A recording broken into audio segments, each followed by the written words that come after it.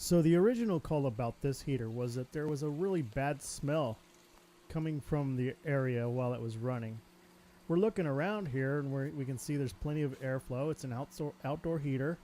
We've got a variable speed pump, which the homeowner knows to ramp up the speed to get more water flow through the heater while we're using the heater.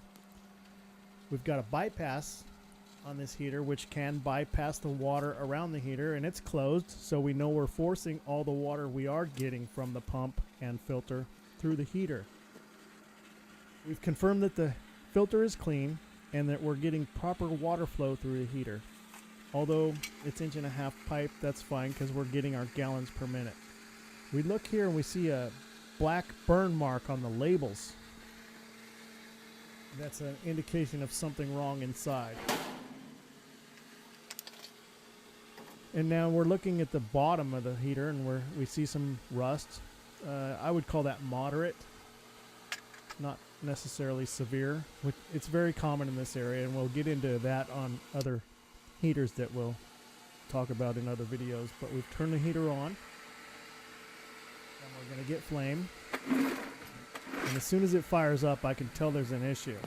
And I'm going to look a little closer. I can see some bright yellow flame. And then I look a little closer and I can see flame coming down around the bottom of the burners.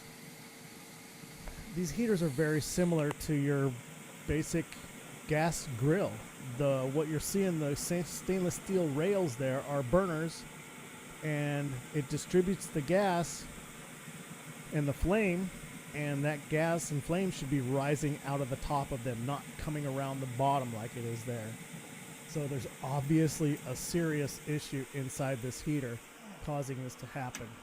So we're going to take it apart and see what that is. We've taken the top off here and we're looking down at the heat exchanger. Most commonly, if this were an indoor heater, I would be blaming soot for the improper flame rise through the top of the heater. But although we see some moderate corrosion on the baffles, the heat exchanger itself is not sooted up. So we're going to take it out and get a closer look at what's going on inside this heater. It's really, to do this, I'm about a half an hour into it already, and this is what we find. You can see there that there's a broken fire block. The white clay brick-like material surrounds the flame area to keep it contained, and that fire block there has cracked, broken, and fallen over, blocking the flame rise through the top of the heater. Obviously a serious issue. Not sure why this has happened, and we can get into analyzing all that later. It is a brittle brick-like material that gets damaged in shipping, expansion and contraction from heating and cooling down can crack it. There are several things. I have a couple other theories, but I'm not the engineer, so all I'm here to do is fix the problem. So while we've got it apart, I took the heat exchanger out and got a good look at it to see if it needed cleaning, and it's minimal sooting, if any.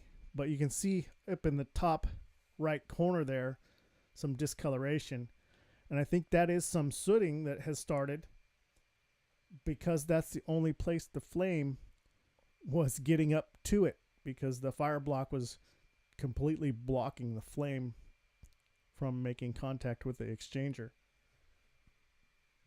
So all I did for their party and this weekend was prop the fire block back up into place, and you can see it in place there. Propped it back up there. I just stuck a wood screw in there to hold it.